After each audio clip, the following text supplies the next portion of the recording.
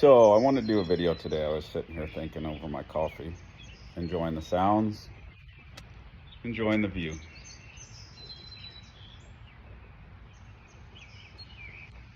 And I wanted to talk a little bit about failure and overcoming that failure. And it doesn't matter what realm we talk about, one of the big things in life is overcoming that failure. In this world, you will have trouble. And that's, to me, why we need a savior, is because of that trouble, and to find the peace through that trouble, to find the joy through the trouble, to keep stepping up to bat. And whether it's feeling rejection from a marriage, those of you that are married know that even with the strongest committed of relationships, you feel slighted or rejected from time to time. And when investing, that compound, and you have a lot of these little maybe misses, maybe little base hits, but just stepping up to the plate and keep swinging. Law of averages tells us that you need to keep stepping up, and that you keep working on, keep studying, keep going to clinics, keep going to courses, keep hiring a trainer, keep practicing, keep going. And sooner or later, you're going to hit it out of the park, man.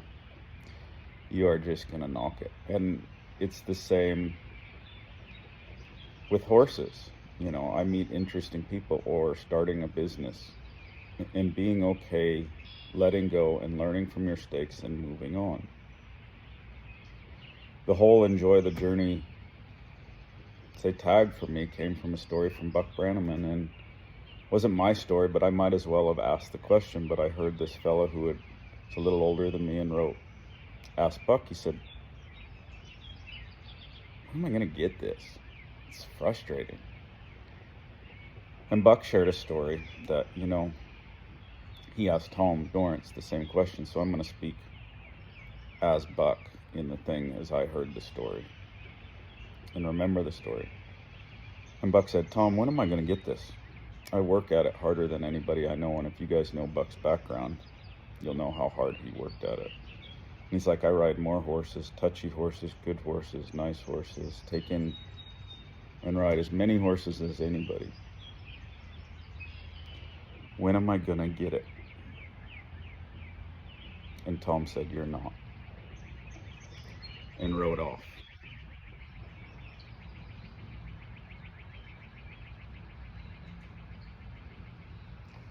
And Buck said that, he's like, I just felt dumb. Well, I can bend my horse. At least I know I can bend my horse. Tom said, you can't do too much bending your horse. And just worked on bending his horse for a few minutes. And then pretty soon Tom rode back by and said, do you suppose if you ever got it, it'd still be fun? He said, maybe you should slow down and enjoy the journey. And that's the thing, whether it's, I talk to people who started business or are in the horses, and people that have been on missionary trips. And you do it for that 1 in 1,000 of all those rejections for that one person. So yeah, sometimes I get down on the thing here, but I forget. And to my friend that called me to kind of lift me up and remind me of some things, I appreciate it. I really wish you guys would comment below, so we'll take this opportunity. If you could, like, subscribe, and comment. It helps me out tremendously. It does give me that motivation, because it's that one person or more. But if you keep working and stopping from the rejection, you don't find that person that you can go along with. Because all those people, all those things that reject you, just give you an opportunity to either change or find new people, because they're probably not worth your time. the judgmental, the sour, the bitter, the critical of you, they're not worth your time. And the fact that you're out there trying should be lifted up. The fact that you're out there working at it should not be a play to belittle you or other things. But you have to find those people in your circle. And if those people in your circle aren't lifting you up, aren't helping you out, step up to a new plate. Find a new batter station. Again, share your story. Find those people that you connect with, that God put you on this planet for you to be around, for whatever reason it may be. I often say behind the horse's eye is a window to our soul. And that's the nice thing about horses, is they don't have that judgmental side or other things. They can reject you. But it's that mirror. It's that mirror of who you are, so it gives you an opportunity to adjust, to become a better person, to become a better human. And after all, Tom used to say, when describing this horsemanship, he said, "Oh, Paul, I'm just trying to convince the horse that the human's better than what it really is." And isn't that the truth? Because we all have that side to us, that human side. And that's why we need God. We all have that sin in our lives. So I encourage you, keep stepping up to the plate. Keep going again and again with your investments, with your horsemanship. I mean, that's why I rode thousands of horses, was to get some knowledge.